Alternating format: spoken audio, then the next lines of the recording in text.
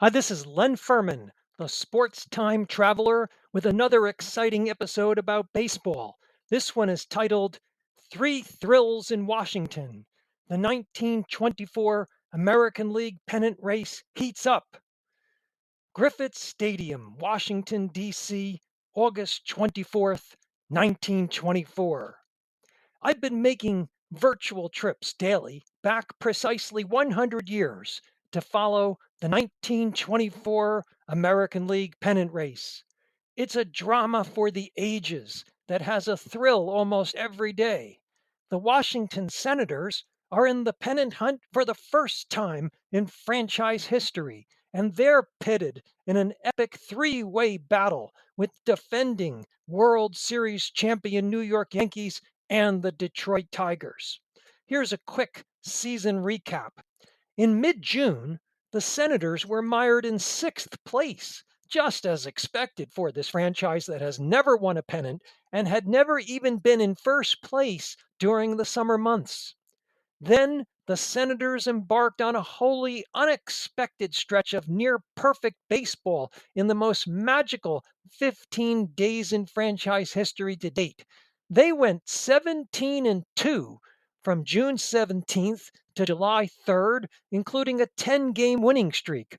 As a result, on the morning of July 4th, 1924, the traditional date on which baseball enthusiasts expect the first place team to be in the driver's seat for the pennant, the Washington Senators were on top of the American League. Here were the standings on the morning of July 4th. First place, Washington with a record of 41-28.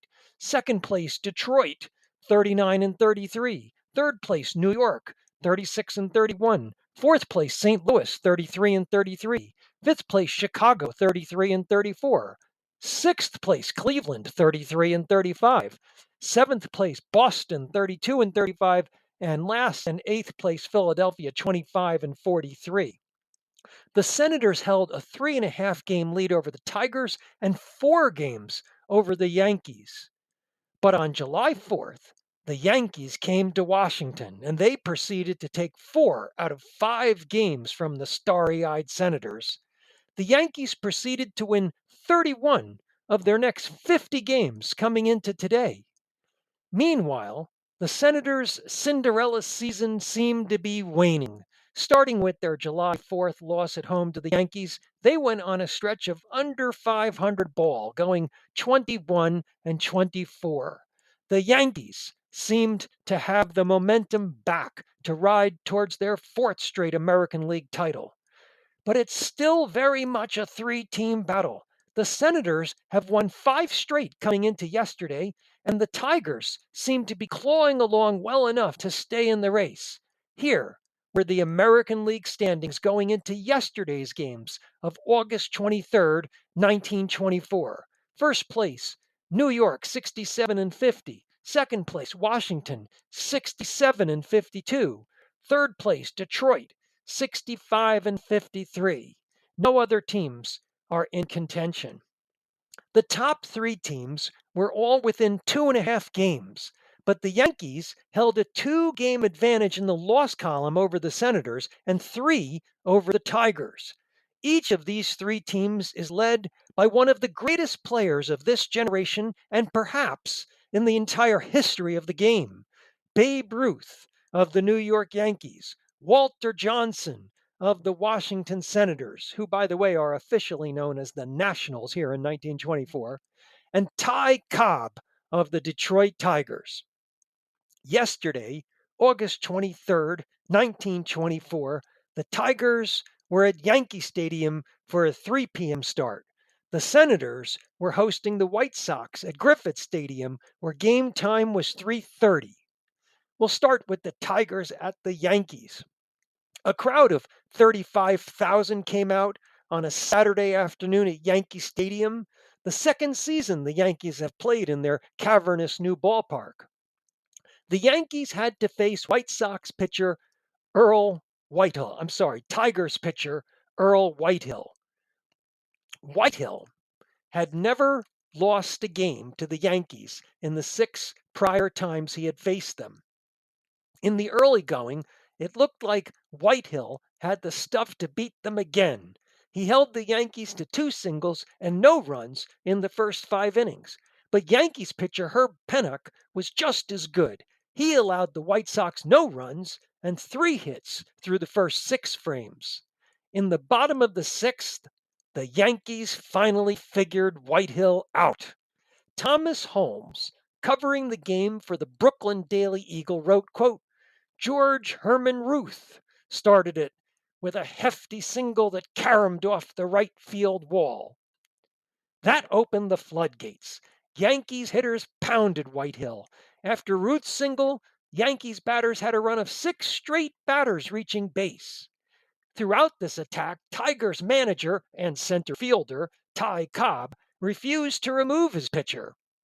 The Yankees batted around, with Ruth, who had scored the first run of the inning, driving in the 6th run of the inning. Ruth then ended the rally with an unsuccessful attempt to steal second base. But the Yankees were on their way to an 8-1 rout of the Tigers. And now let's go to the other game, the White Sox at the Senators. Just 1 week ago, the Senators were 3 games out and looked like they were out of gas. But 5 straight wins have the hometown fans re energized in Washington. Sadly, a light rain that persisted on and off throughout the game kept the crowd to just 12,000 here at Griffith Stadium. Those 12,000 fans got quite a thrill for sticking it out. The game was tied 1-1 in the bottom of the 5th when veteran Sam Rice's single scored rookie center fielder Earl McNeely to put the Senators up 2-1. That score held all the way till the top of the 9th.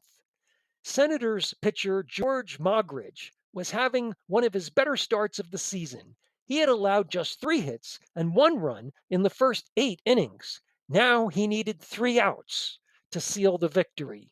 If the scoreboard was updated at Griffith Field, the fans would have seen that the Yankees were comfortably ahead of the Tigers and headed for their 68th victory of the season.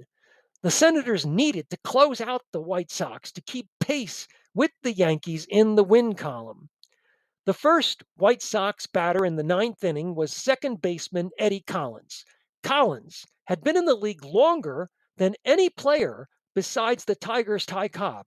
At 37, Collins was still one of the best batters in baseball, with an average of 340 coming into the game. Collins hit a ground ball towards the hole between shortstop and third base. The ball was set up for Senators' superb shortstop, Roger Peckinpah. But according to Denman Thompson of the Washington Evening Star, third baseman, quote, As Bluge, became overzealous and missed connections with a one-hand stab after sprinting directly in the path of Peckinpah.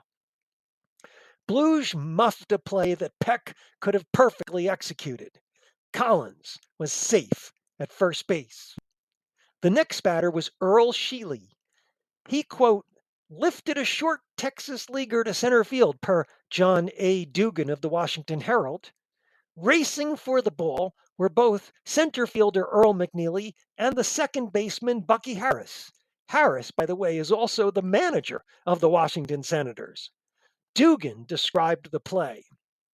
When the ball started on its journey, it appeared that it was out of the reach of either Harris or McNeely.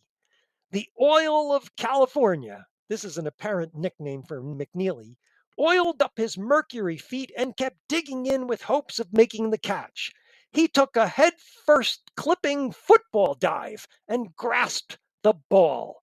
Umpire Evans ruled that McNeely had caught the ball. It was a spectacular catch for the rookie, who was playing in just his 12th major league game, having been purchased from Sacramento in the Pacific Coast League less than 3 weeks ago and playing his first game for the Senators on August 9th. McNeely had batted .333 in 112 games in Sacramento this year. The Senators had high hopes for McNeely. Tom Laird of the San Francisco Daily News had described McNeely as, quote, far and away the best outfielder to break into the Coast League in years, in an August 6th story on his graduation from the Pacific Coast League to the Big Show. Wait a minute. Coming back to McNeely's grab, the play was not over. Eddie Collins had run back to first base after the catch, but what Collins didn't see was that when McNeely smacked into the ground, he lost the ball. Dugan described it this way, quote, "The force of his dive made him drop the sphere." Umpire Evans then ruled the ball was in play.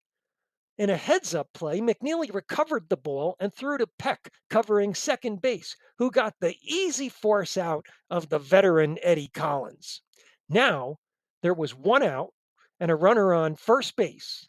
The Senators still needed two more outs to win the game. Bib Falk, the next White Sox slugger who was hitting .357 coming into the contest, was up next. Falk set up the second thrill for Senators fans. He hit another fly ball to short center field.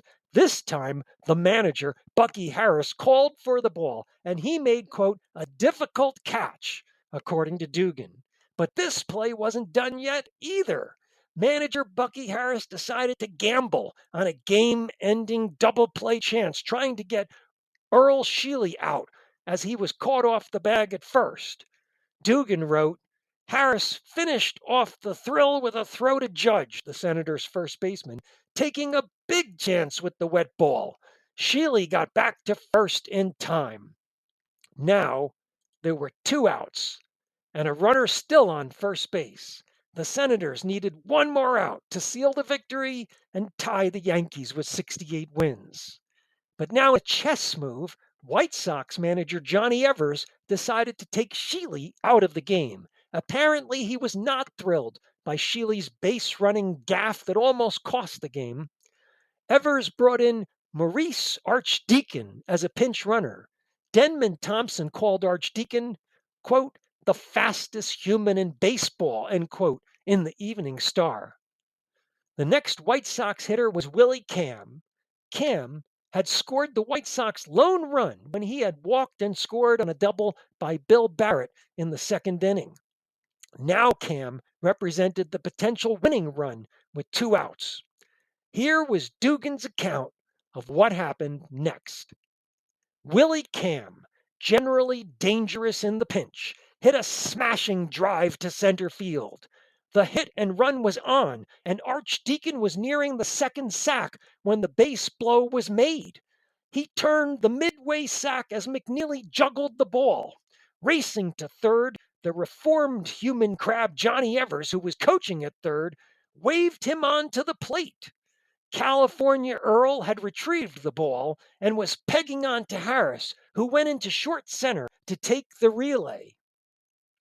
Archdeacon was racing home with the tying run.